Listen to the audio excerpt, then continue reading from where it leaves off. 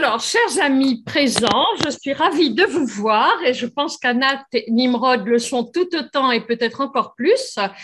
Cette table ronde, que l'on appelle conférence virtuelle, est à la mémoire de Michael Barzvi, qui est le père de Nimrod, de Maayan Shagi et qui a été le mari de notre ami et professeur tant apprécié Anat Barzvi. Et je voudrais commencer tout de suite par vous projeter une photo et vous faire entendre après.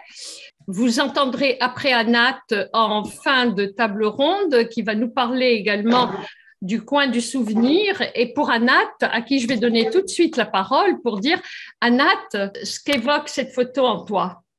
Des larmes, d'admiration, d'amour et de satisfaction malgré le malheur, malgré le destin. Oui, c'est une tellement belle photo qui était prise à la bibliothèque de Médicis. Il était déjà malade, mais c'était une époque où, pour quelques mois, la maladie l'a lâché. Alors, ça veut dire tranquille, l'a laissé tranquille. C'est une bonne photo, hein? Magnifique. La photo est magnifique. Ah oui. Il avait été brillant dans cette émission. Okay. Dans l'émission, c'est la photo qui est présentée à la bibliothèque au lycée franco-israélien à Mikvé Israël. Là où on a créé, ils nous ont permis de créer une bibliothèque à l'hommage de Michael, avec pratiquement presque tous les livres qu'il a eu ici à la maison. À propos des photos, j'ai une anecdote. Ah, on adore les anecdotes. Qui prend la parole là? C'est Olivier. C'est Olivier. Lorsqu'on a publié sa thèse, qu'il a appelée « Être et exil, philosophie de la nation juive », je lui avais demandé de m'envoyer une photo. Et alors, il m'a envoyé une photo de lui tout petit, qui était très jolie, que j'aimais beaucoup, mais d'un commun accord, nous avons trouvé qu'il était quand même un peu jeune. Donc, finalement, comme ce livre qui a été publié en 2006 était la publication de sa thèse, qu'il avait soutenue à la Sorbonne beaucoup plus tôt, on a choisi une photo que j'aime beaucoup, qui est au cinéma à Rex. C'est la dernière venue de Ben Gurion à Paris, et c'est lui qui avait été chargé de l'accueillir comme représentant de la jeunesse française. C'est une photo très belle parce qu'on voit ces deux générations dans la même photo, comme justement un symbole de ce qui l'animait tout entier, Michael, c'est-à-dire la transmission. Je dois saluer la présence du directeur de Kalita, Ariel Kandel, qui a tenu à être présent pour honorer Anat. Nous allons tout de suite écouter la réalisatrice Elisabeth Lanchner. Cher Michel, je veux te remercier d'avoir toujours été auprès de moi dans mes aventures. Tu m'as toujours corrigé, et pas seulement mes textes. Tu m'as appris la vraie menschitude à 100%, dont je n'avais pas cet exemple si pur, sans aucune scorie. Tu m'as appris la vraie modestie. Certes, tu as encore beaucoup de travail. Et puis, bien sûr, tes pas et ta peine que tu ne comptes jamais. Et là, tu m'as appris le courage et le courage de l'amitié. Bref, je ne me lasserai pas de te remercier de ton amitié, qui m'est très chère et dont je suis si fière.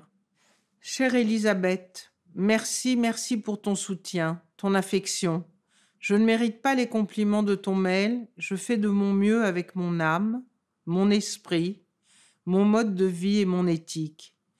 Aujourd'hui, j'ai besoin de force et j'en puise chez des amis comme toi. Si j'ai pu t'aider, j'en suis très heureux. J'espère des jours meilleurs. Je t'embrasse très fort, Michel. Et le jour de ta mort, j'ai décidé de faire un film sur toi.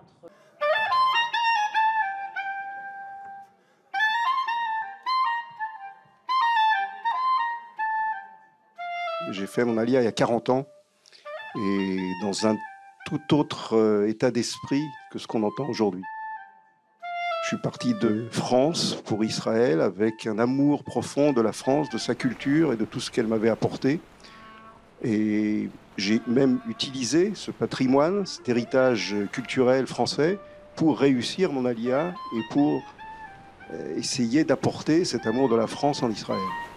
Je voudrais donner la parole, si vous le permettez, les uns et les autres, à Albert, le frère, qui va nous parler de la vie de famille en très peu de mots, car nous allons projeter dans les archives d'Albert quelque chose qui est très émouvant.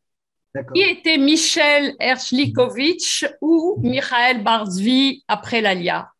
Pour moi, ça a toujours été mon petit frère, hein, avec lequel le lien était permanent tout au long de son existence.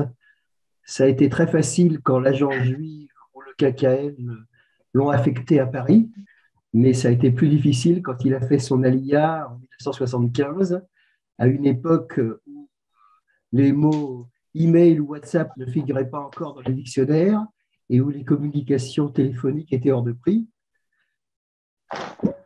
Dans quelques jours, ça fera 4 ans qu'il nous a quittés.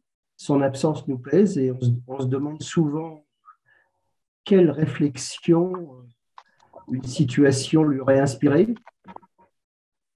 En tout cas, ce que je voulais dire, c'est que je suis très reconnaissant à Monique d'avoir organisé cette rencontre virtuelle et surtout à Elisabeth d'avoir réalisé son film pour lequel il lui a fallu faire une synthèse de ses 68 ans de vie personnelle, professionnelle, philosophique, politique.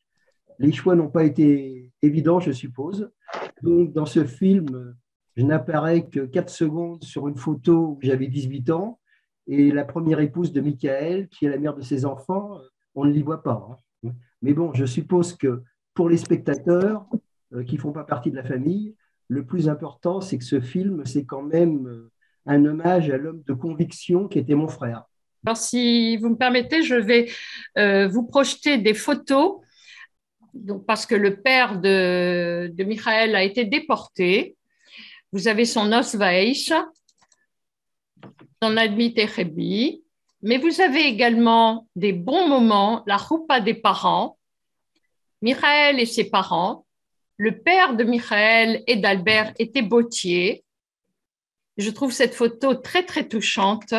Et là, vous avez les parents et les 2 enfants, dont Michael avec le ballon. Alors, maintenant, je vais vous faire entendre un petit extrait du film. Ma mère, qui était enfant caché, n'avait pas vécu les camps.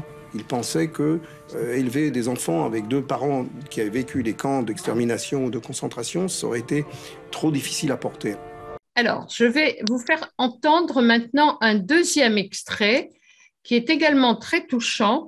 Voilà, alors vous allez entendre la voix d'Olivier Véron, qui est l'éditeur de Michael, mais aussi le grand ami de Michael, et je trouve ça très touchant. La première fois que j'ai vraiment pu discuter seul à seul avec Michael, pendant 2 heures, il m'a parlé de sa famille, de son père, de son parcours, c'est tout. Se présenter pour lui, c'était d'abord parler, dire d'où il venait, et non pas ce qu'il pensait, ce qu'il voulait faire, ou quelle était sa situation actuelle. C'était son origine, c'était d'abord rendre un hommage véridique à la réalité de cette filiation et à sa fidélité. Alors là, nous allons passer aux années d'adolescence et je voudrais donner à tour de rôle la parole à Françoise Weber, puis à Nicole Ocra, qui ont toujours connu et qui étaient au Dej, au centre boulevard Poissonnière avec Michel, les amis d'adolescente, donc, et qui ont toujours, je crois même que Françoise a fait son Alia grâce à Michel. Qui était Michel Hershlikovitch pour toi? Alors, Michel et moi, nous sommes nés déjà la même année et nous nous sommes connus au sortir de l'enfance. Avoir Michel dans sa vie, c'était vraiment un cadeau. Michel est celui qui rendait le monde beau. Je lui disais que si le matin, je voulais avoir le sourire au réveil, il me suffisait de penser « Michel est sur cette terre ».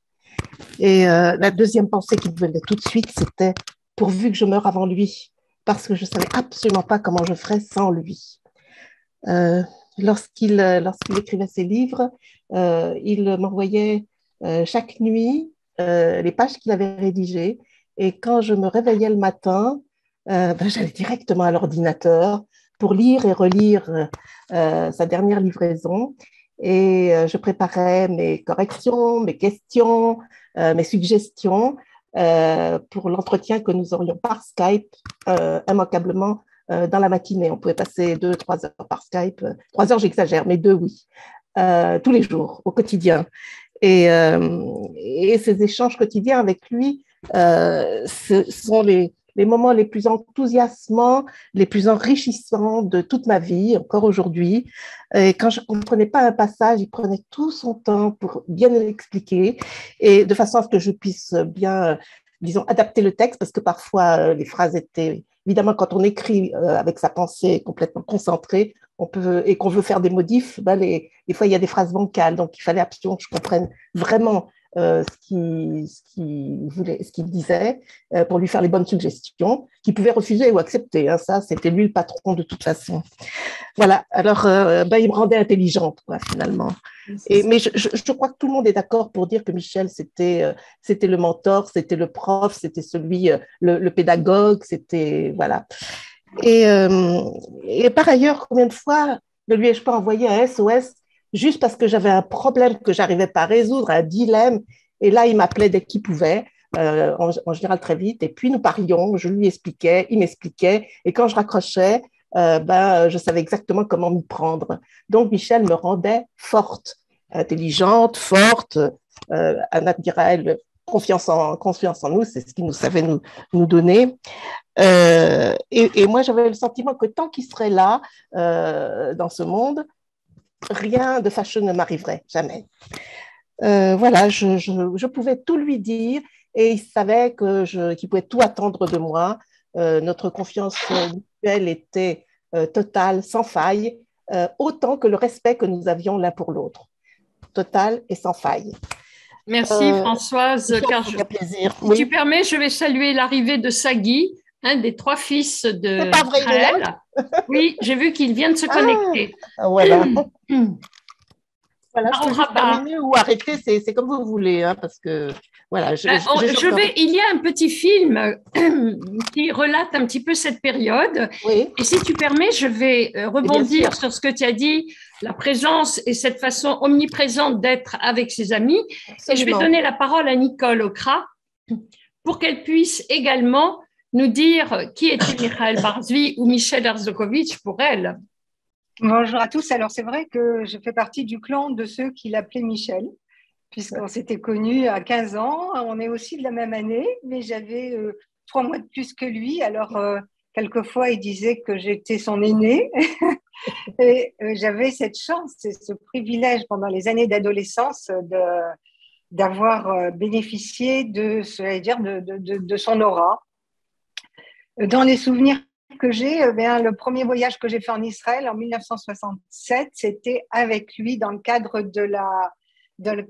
du mouvement de jeunesse du DEJ, et on est arrivé en juillet 67, juste après la guerre des 6 jours, et on a fait une découverte d'Israël qui a été extrêmement forte et émouvante. Alors, Monique, tu as évoqué peut-être qu'il n'a pas été pour rien dans mon alia, même si c'est moi qui ai fait l'alia en 2014, même s'il y a une grande partie de ma vie que j'ai passée en France. Heureusement que je l'ai retrouvé au moment où il est venu comme chaliard dans les années 2000. Et à partir de 2000, on ne s'est plus quittés. Donc, on a cheminé pendant 20 ans ensemble, comme François, c'est-à-dire que c'était un lien au quotidien et une force. Tu as raison, François, c'était une force. Et on se disait, mais comment on va faire comment on peut faire quand Michel n'est pas là? Il a semé des étincelles de lumière, Michel, en chacun de nous. Oui. Et je crois qu'il avait une mission sur Terre et il a semé des étincelles pour que nous poursuivions cette mission. Je vais vous faire voir et écouter un petit extrait qui ne porte pas sur vous précisément, mais cette période, donc vous allez reconnaître tout de suite. Je n'ai jamais oublié le sourire de la libraire de la rue de Belleville où j'ai acheté mes premiers livres. Je dois sans aucun doute beaucoup plus à ce sourire qu'à plusieurs professeurs ennuyeux mon goût pour la littérature. Pendant les 5 ou 6 années où je fréquentais cette librairie, nous n'avons pas échangé plus de quelques phrases sur tel ou tel livre, mais son rôle dans ma vie est essentiel, aujourd'hui plus que jamais. Je n'ai jamais dit merci à cette libraire, Je n'ai jamais parlé à qui que ce soit de ce petit magasin et de la dame qui se tenait derrière le comptoir. J'ai juste été triste, bien des années plus tard, en constatant que la librairie n'était plus là. Je trouve cet extrait très touchant, en fait, et c'est votre période, d'accord? Parfait, absolument. Et maintenant, je voudrais m'adresser à l'ami, à Michael Grenspan, à qui je dis avant tout, encore une fois, bonjour Michael. Bonjour. Alors, Michael, tu as interviewé ton ami, Michael Barzvi, et on va tout de suite écouter peut-être ce petit extrait avant de te demander qui était pour toi Michael Barzvi. Vous avez étudié avec deux maîtres, l'un est le grand Emmanuel Lévinas, que tout le monde connaît, et le second, Pierre Boutan, était un philosophe un peu sulfureux, puisqu'il a eu un passé antisémite, il a appartenu à l'Action française. Comment expliquer cette filiation avec ce philosophe? Alors, d'abord, je n'ai pas choisi, puisque j'ai eu Pierre Boutan comme professeur de philosophie au lycée Turgot en 1967, lorsqu'il a été réintégré, lorsqu'il a repris un poste d'enseignant. Et lorsque je l'ai connu, il n'était plus antisémite, il était devenu non seulement philosémite, mais sioniste et très engagé en faveur d'Israël. Alors, Michael, qui était pour toi Michael Barzvi? Eh bien, bonjour à tous. Bonjour Monique. La réponse est dans votre question. Vous m'avez tout de suite présenté comme ami et c'est effectivement comme ça que je me présente. J'étais juste un ami parmi d'autres. Vous étiez aussi tous des amis, aussi bien Elisabeth, la réalisatrice, et son éditeur. Tous ceux qui travaillaient avec Michael ne pouvaient devenir que ses amis, tant il était bon et intelligent. Et on a la tendance à croire que l'intelligence et la gentillesse sont des valeurs opposées. Et dans le cas de Michael, il prouvait qu'on pouvait être brillant même, et gentil, et aimable. Et voilà, donc le cœur intelligent, si cette expression convient à quelqu'un, on peut dire que c'était Michael Barzvi. Alors, effectivement, on m'avait posé la question lorsque j'avais présenté cette interview lors d'un colloque, l'interview de Michael. On m'avait dit, mais quelle émotion ça fait d'interviewer un tel penseur. Alors, je disais qu'en fait, pour moi, c'était simplement parler avec un ami. Et c'est vrai que Michael était un grand penseur, à mon avis, pas assez reconnu, mais je dirais pas assez encore reconnu. C'est-à-dire que l'avenir prouvera à quel point il a marqué, on va dire, d'abord évidemment le sionisme de la communauté juive française, mais vous allez voir que sa pensée va s'étendre bien au-delà. Je travaille en ce moment sur d'ailleurs un autre penseur que Michael avait bien connu aussi, c'était le Rav Léon Ashkenazi Manitou. Et alors, Manitou, il a été complètement oublié lorsqu'il est venu en Israël. C'est un peu le lot de tous les Français qui viennent et qui ne sont pas attendus en Israël. Il y en a d'autres qui sont là, qui prennent plus de place. Mais Manitou connaît un réveil en Israël. Il y a de plus en plus de jeunes qui se passionnent pour la pensée de Manitou 20 ans ou 25 ans après sa mort. Je vous prédis, vous pouvez enregistrer cette conversation, que c'est ce qui va se passer avec Michael. Ces écrits vont être traduits et il sera connu et apprécié à sa juste valeur en tant que penseur. Maintenant, en ce qui concerne l'homme, Michael, écoutez, il avait cette capacité d'écoute, cette capacité d'empathie avec des gens d'univers complètement différents. Ouais. J'ai mentionné les gens qui ont travaillé avec lui. Par exemple, j'ai une cousine qui a travaillé pour lui au KKL, qui était devenue aussi... je veux dire, elle le considérait comme son mentor, c'était son confident, elle lui racontait toute sa vie et il savait s'adapter à tous ces interlocuteurs en leur rentrant dans leur intimité, en leur donnant des conseils, en leur proposant des lectures aussi. C'était aussi un confident au niveau, j'allais dire, intellectuel. C'est-à-dire, voilà. Arrêtez-moi, sinon je continue. Non, mais tout ce que tu dis est vrai, tellement vrai. Je crois que tous ceux qui le connus ressentent exactement ce que tu dis mot par mot. Hein. Merci, Michael. D'ailleurs, je dois vous dire aux uns et aux autres, je n'ai pas eu la chance de connaître Michael Barzvi, mais d'avoir vu à plusieurs reprises le film d'Elisabeth Lynchner, qui est un petit bijou, et de vous avoir eu en ligne, j'ai l'impression de l'avoir connu. Voilà. Alors, il faut aussi dire que le et puis au travers de ses livres, quand même. Voilà. Elisabeth, il faudrait dire que le film d'Elisabeth ressemble à Michael. D'abord par son courage. Vous savez, une des raisons pour laquelle Michael Barzvi n'est pas devenu une célébrité comme certains philosophes médiatiques, c'est parce qu'il était sioniste. Dès qu'on défend des thèses sioniste. Dès qu'on a un discours sioniste, on est boycotté sur grand nombre de médias. Tout à fait. D'ailleurs, Michael, garde ton petit texte de réponse parce que je vais t'interviewer tout à l'heure pour 2 petits extraits, mais je voudrais tout de suite donner la parole à Olivier Véron, l'ami, le grand ami et en même temps l'éditeur des Provinciales. Et on va commencer tout de suite par poser la question à Olivier Véron. Olivier, qui était pour vous Michael Barzvi? Donc, je dois corriger parce qu'effectivement, Michael est devenu un ami, mais ça a d'abord été un collaborateur, même un collaborateur que j'ai recruté avant le KKL, puisque après la mort de Pierre Boutan en 1998, enfin quelques mois après, il y avait eu un premier colloque à la Sorbonne qui était consacré à sa mémoire, où Michael était intervenu. Et lorsque je m'occupais déjà d'une petite maison d'édition qui publiait une revue et aussi des livres qui s'appelaient Les Provinciales, qui s'appellent toujours comme ça d'ailleurs.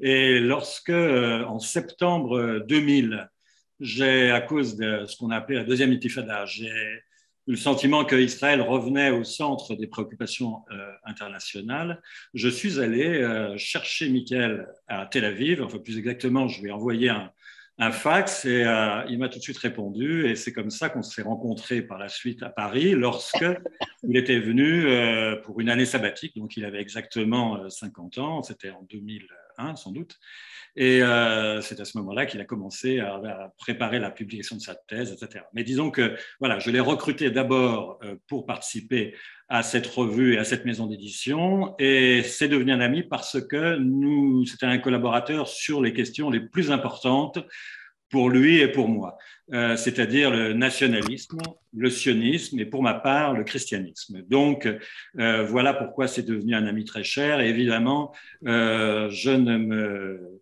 console pas de sa disparition. Revoir le film d'Elisabeth Lynchner a été très émouvant pour moi, bien sûr. Voir sa dernière figure à la fin de sa vie est toujours un peu douloureux parce qu'il était très agressé par la maladie. Et pourtant, il garde cette espèce d'aura dont tout le monde peut témoigner, une aura discrète et respectueuse, puisque finalement, on a dit qu'il y avait beaucoup d'empathie, etc. Je trouve que c'était quand même quelqu'un de très secret, quelqu'un d'impénétrable, et une partie de son aura venait de là, et pas justement de l'espèce de rayonnement que cherchent à avoir les écrivains lorsqu'ils deviennent des hommes publics. À la fois, je suis un peu angoissé, même après ce qu'a dit Michael Greenspan, parce que je me suis rendu compte à la fin de sa vie, enfin même après sa mort, que finalement Michael avait écrit très peu en hébreu. L'essentiel, non seulement de son œuvre, il l'a écrit en français et donc publié en France, mais pratiquement c'est nous, au Provincial, qui l'avons publié. Et c'est assez inquiétant parce qu'évidemment, on ne peut pas être satisfait lorsqu'on a publié des auteurs comme ça de ce qu'on a obtenu de nos contemporains.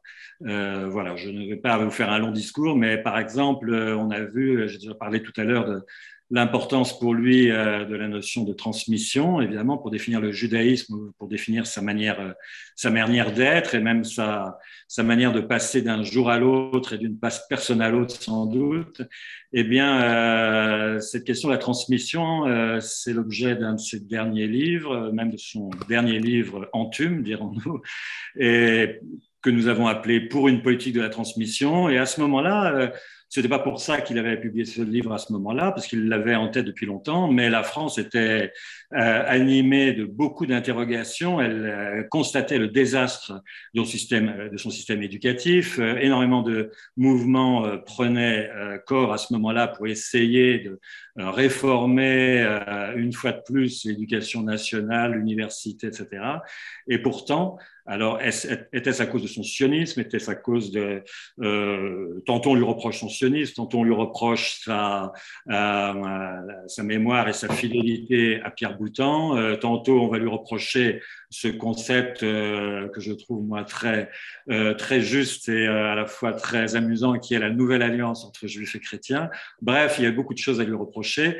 Toujours est-il qu'il était, malgré nos efforts, on n'a pas réellement réussi à l'imposer dans le débat public. Il aurait très bien pu être interviewé par Le Figaro, il ne l'a jamais été. Il aurait très bien pu être interviewé par le journal Causeur, qui n'est pourtant pas un des premiers médias français, il ne l'a jamais été. Bref, ce n'est pas facile d'être l'éditeur de Michael Bardsvy, même si toute ma collaboration avec lui m'a évidemment beaucoup appris. Je ne veux pas dire que je lui dois tout, mais disons que nous avions pris l'habitude un peu facile de travailler ensemble, et donc il faut se débrouiller tout seul maintenant.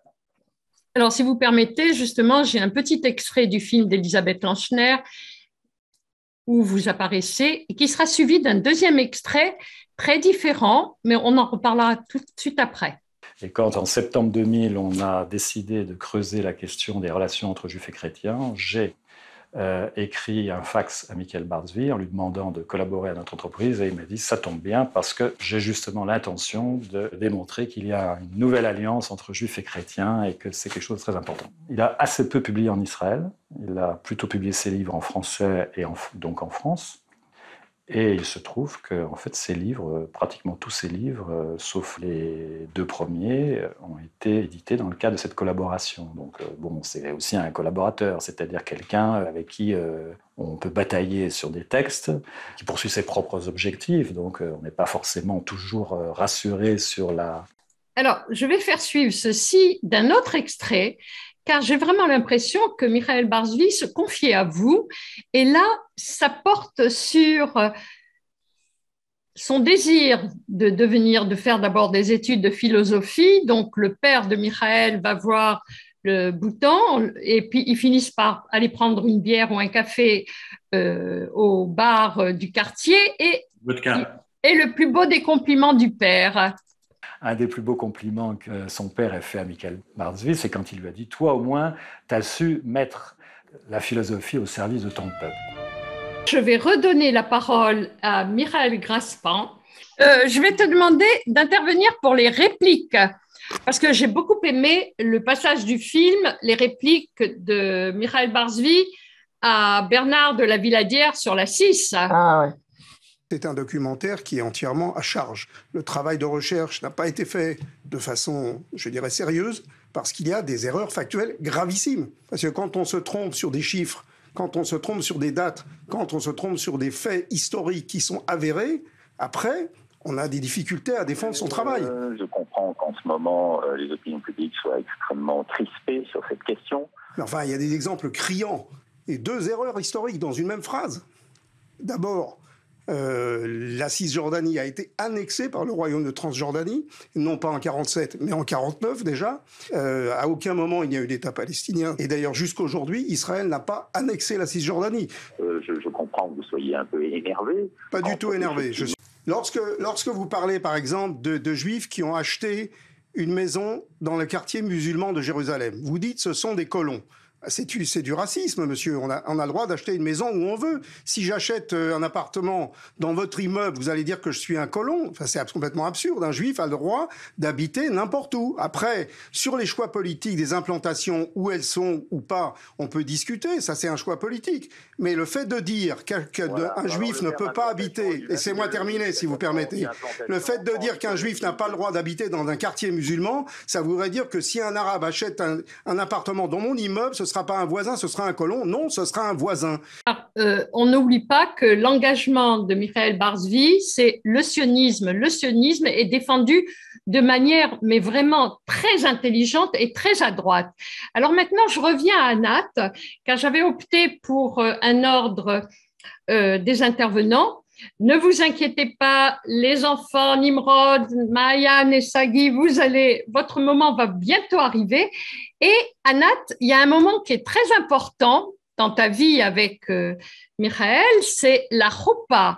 Alors, si tu permets, on va projeter, il y a 3 petits films et après, je vais t'inviter à nous dire un petit peu ce que tu m'avais dit hors antenne.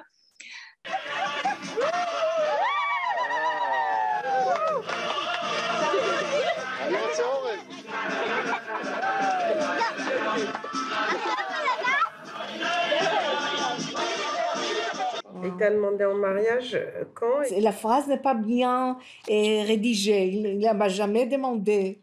C'est moi qui imposais ce mariage. שיהיה שלום. נראיין. שנהיה בריאים, שכל המשפחה שלנו תהיה בריאה. אוקיי. כולם. זהו, שנהיה מאושרים. ועכשיו הפוקוס ממוקד במיכאל. מיכאל חושב במושגים לאומיים. בבקשה. נו.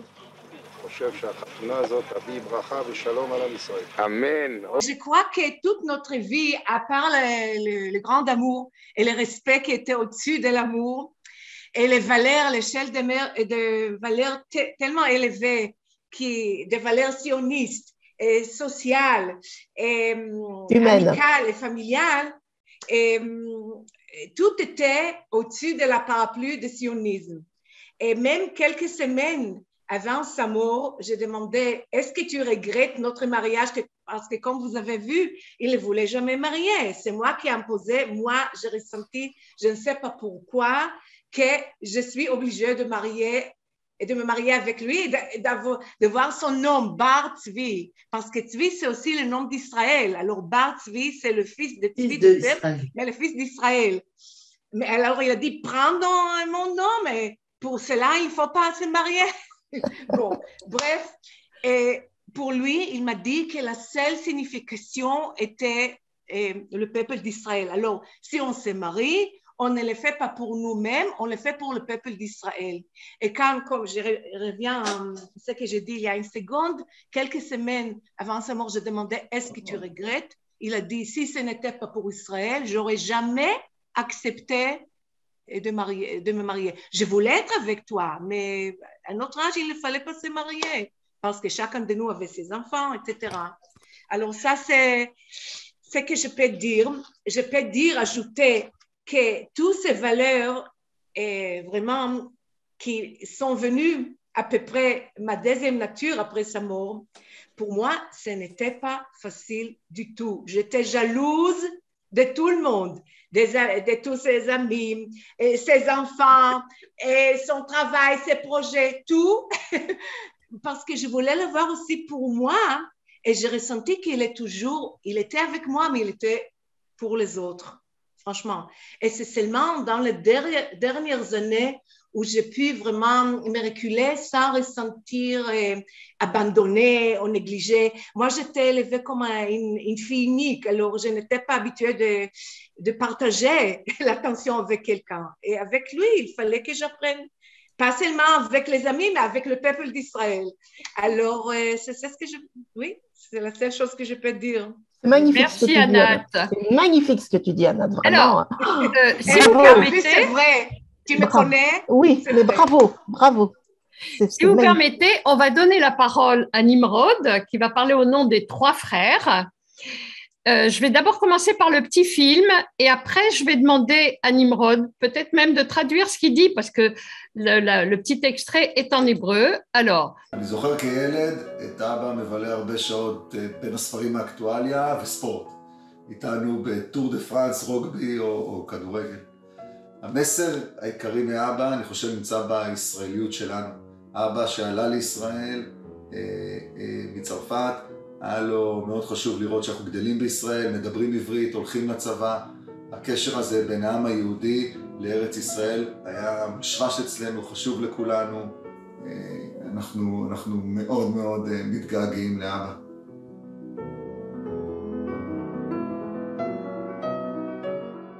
Merci Nimrod. Et maintenant, on va te demander de prendre la parole au nom de tes frères et en ton nom pour nous dire, après avoir entendu tout ce que tu as entendu sur cette table ronde au sujet de votre père Michael Bar Tzvi, Que voudrais-tu rajouter? Je vois le visage de tout le monde ici. Il y a plusieurs gens qui connaissent le film par cœur. Hein. On ne doit pas la traduction, on connaît le film. Ah, c'est pas faux ce que tu dis. Oui, non, je regarde. Voilà, c'est comme ça. Non, d'abord, Monique, je veux te remercier pour l'occasion de parler, d'avoir cet événement ici avec tout le monde. Pour moi, c'est la première fois. Je ne sais pas s'il y a encore des choses comme ça qui se passent. Mais c'est un bonheur d'avoir ce genre d'échange. Et je veux dire que bon, je pensais à ça et maintenant quand je parlais en hébreu aussi, et je pense que bon, je pense que le plus grand rêve c'est de voir l'armée d'Israël et des enfants israéliens. Et je dis tout le temps que peut-être il a fait un travail supérieur parce qu'en français, on ne sait pas parler. Hein. Nous, on parle hébreu, on ne sait pas parler français, alors il allait tout loin un petit peu avec son rêve. Et comme je dis dans le film, oui, c'est comme ça. Pour nous, à la maison, c'était avec papa toujours il y a eu beaucoup de mamans qu'on a eu de projets. Il y a eu beaucoup de Olim Hadashim à la maison et il fallait voir que tout se passe bien avec eux. Je peux raconter que quand j'ai eu mon driving license, licence de conduire, je pense que un des choses qu'il m'a envoyé, c'était d'aller prendre une télévision à Olé Hadash parce qu'il fallait le faire. Ah, maintenant, tu peux conduire, tu prends le télé d'ici à là, et voilà, on fait comme ça. Alors, c'était comme ça à la maison, il y a eu beaucoup de projets. Et pour moi, et personnellement, c'était toujours avec papa, c'était le conseil. Chaque fois, c'était d'avoir son conseil. Et il savait toujours dire, et on dit la parole juste. Et je sais que je n'étais pas le seul. Il y a eu beaucoup de gens qui viendraient pour son conseil et savoir qu'est-ce qu'il pense. Et il a eu son unique, on dit way of thinking, derech marshava, choses. Et chaque fois, pour moi, c'était wow, c'était différent que moi je pensais. On était à la maison en Israël, mais moi, personnellement, avec ma famille, il était toujours très intrigué sur qu'on se passe comme ça, que la famille, on voyage, on sort. Je vivais aux États-Unis, à Barcelone, en Espagne. Et pour lui, c'était vachement important qu'on sort, qu'on regarde, qu'on voit le monde. Il m'a toujours dit, finalement, on sait où est le Shorashim, la famille, la maison, on sait où on vient, on peut sortir, on peut aller. C'est bien.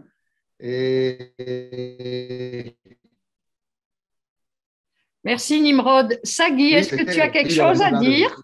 Est-ce que tu veux rajouter quelque chose ou tu laisses Nimrod? C'est pas pour moi en français. C'est trop difficile. Bon. Je peux dire en hébreu, mais c'est pas la même chose. Je pense que Nimrod a dit tout ce qu'on devait dire. Tu sais qu'on a parlé avant et on a pensé que dire. C'est exactement que Abba a pensé comme il a été à la maison. Et quand moi j'étais jeune, c'était exactement que tu sais qu'on a été à l'étranger, comme Israël. Et tu sais, pour moi, Israël a été le Makom Rishon, c'est ça, first place. Et oui, c'est bon, אני מתגעגע אליו. Il me manque, oui. Do you want to continue in English? Non, c'est bon. Je pense qu'il a dit. Il a très bien parlé. C'est très bien. Sagui, c'est très bien, ça me fait très plaisir. Et alors, j'ai une très belle photo que je voudrais vous projeter parce que, justement, Dorvador, vous allez voir. Oh, c'est trop. Elle est très, très belle. Je peux dire ici, Monique. Bien sûr. Oui, ça c'est avec ma fille, et ma grande fille Elia. Et vous savez, même quand il était malade, et il a pris, on dit malgré la maladie, il n'a pas manqué de la prendre à son tioul bat mitzvah avec Anat ensemble. Il a dit, c'est la petite fille, mais c'est la grande, sa bat mitzvah, on ne le manque pas. Ils sont allés, je pense, une semaine en Italie, et voilà. Et c'était toujours comme ça avec lui. Il y a un bat mitzvah, il y a quelque chose, il y a de la fête. On le fait le plus ou le max possible. Oui, et avec tout, on danse, on rigole et on fait le messiba. Voilà, le party. Voilà, Kavod. Ouais. Alors, maintenant, je voudrais que l'on passe. On a parlé pas mal de l'intimité de Michael Bar-Zvi, mais il ne faut pas oublier qu'il a été Shaliach en France à 2 reprises au sein de l'agence juive et au sein du KKL. Et là, je vais vous projeter un petit extrait qui n'est pas dans le film d'Elisabeth, mais vous allez écouter. Ce que j'ai trouvé extraordinaire chez Michael, c'est que, en dehors du fait qu'il réponde présent, donc je me rappelle lorsque j'étais à l'agence juive, on avait créé une caravane qui allait dans les petites villes, durant des patelins comme Amiens, Caen, etc., là où il y avait des petites communautés. Et chaque fois que je faisais appel à des gens pour venir, pour parler, essayer de rencontrer donc ces familles, etc., ils me disaient « Oh non, ça ne m'intéresse pas parce que, bon, il n'y a pas beaucoup de monde, c'est pas intéressant. » Et Michael, sur ce que je lui ai demandé, il répondait présent. Je me rappelle, je l'ai fait venir à Amiens pour rencontrer des étudiants. Et c'était 3 étudiants. Et il est venu pour rencontrer ces 3 étudiants et il a fait sa conférence, il a discuté avec eux, etc. Voilà, c'est Michael. C'était vraiment le militant. Alors, chers amis ici présents, maintenant je vais donner la parole à Ariel Kandel qui voudrait dire quelque chose. Ariel, c'est à vous. Alors, ça tombe bien puisque vous avez parlé de la période de Michael au KKL et à l'agence juive. Alors, quelqu'un a dit avant qu'il faisait partie du groupe de ceux qu'il appelait Michel. Alors, moi, je fais partie de l'autre groupe. Moi, je fais partie du groupe de ceux qui ne savaient même pas qu'il s'appelait Michel. Moi, je ne savais pas qu'il s'appelait Michel. Je l'ai su bien après. Et je savais encore moins qu'il s'appelait… Herzlikovitch. Voilà. Merci de m'aider. Je le savais encore moins. Moi, j'ai connu que Michael Bar-Zvi, en fait. Et pourquoi je voulais dire un petit mot maintenant? Parce qu'en fait… j'ai eu la chance également de diriger l'agence juive en France et avant de diriger l'agence juive en France, il y a ce qu'on appelle les anciens de Kiryat Moria, beaucoup de gens qui ont travaillé à l'agence juive au département de l'éducation et Michael à un moment avait également un bureau là-bas au premier étage et avant donc de réaliser cette shlichut, je me rappelle que plusieurs fois je suis rentré là-bas, on va dire sans prendre de rendez-vous, on va dire ça comme ça, en fermant la porte et j'ai dit à Michael, bon alors maintenant il était tard le soir, je lui ai dit on ferme la porte, tu vas m'expliquer ce qu'il faut faire, ce qu'il ne faut pas faire, comment ça marche pas, etc. Et voilà, et il était de très bons conseils également pour des plus jeunes, on va dire, des gens qui ne l'ont pas connu comme Michel, mais que comme Michael, et qui ont eu la chance d'être véritablement formés par lui pour ensuite réaliser des missions comme lui l'avait fait plus tard. Et donc voilà, on est également reconnaissant à lui et d'ailleurs, sans aucun rapport, je ne connaissais pas à l'époque Anat aussi, du tout. J'ai connu Anat que lorsque le Corona est arrivé et que les cours d'Anat sont passés par Zoom également sur Kalita. Et donc, j'ai aujourd'hui la chance également de faire le lien entre les deux. Et c'est également une occasion pour moi de remercier également Anat pour tout ce qu'elle fait pour les Olim de façon réelle et de façon virtuelle. Voilà, c'est une magicienne et je voulais encore la remercier ici à cette occasion. בשמחה ובאהבה. וזה הודות באמת לו, זה שניים יש שם למעלה. גם ריבונו של עולם וגם מיכאל. Alors, je vais essayer maintenant de vous faire écouter ce que dit Elisabeth Lanchner. Bonjour mes chers amis, Shalom les Koulam. J'ai commencé à militer à 17 ans. C'était auprès de Serge et Beat Klarsfeld, combattants comme notre ami Michael l'était. Dans cette aventure, dans cette nouvelle aventure cinématographique avec Michael Bar-Zvi, chacun d'entre vous a su m'aider et me guider. En effet, vous m'avez tous offert votre soutien indéfectible, vos archives, vos témoignages, votre confiance, votre temps, votre ferveur, enfin votre immense générosité pour que ce film existe. J'ai d'ailleurs l'impression que Michael est toujours présent grâce à vous. Michael Barzvi, l'ami Le Mensch, a pris vie samedi dernier grâce à sa diffusion à la télévision et évidemment, c'est un très très grand bonheur. Ce bonheur, je vous le dois, au nom de l'équipe que nous avons formée et de notre amitié qui m'est désormais si précieuse.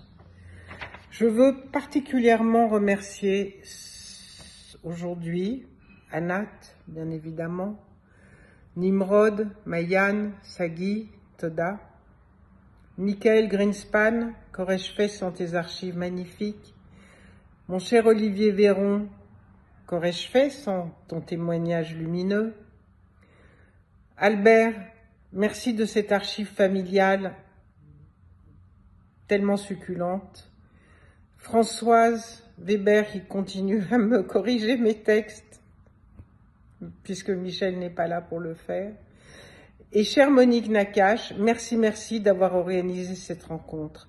J'espère vous voir tous très bientôt. Shalom, shalom. Et peut-être j'exagère, mais tu vois, c'est comme la Mona Lisa, comme la Gioconda. Quand je suis ici, ses yeux me suivent. Oui, et quand je marche ici, tu sais, à chaque endroit où je suis à côté de cette photo, il me regarde, même ici. Pour moi, il est toujours... Chaque matin, quand je me réveille, je ressens qu'il était avec moi, mais je ne me souviens pas de rêve. Mais parfois, je me souviens, à Rosh Hashanah, il est venu. C'était vraiment une rencontre très, très proche et intime. Je sais qu'il n'était plus là, mais il était quand même...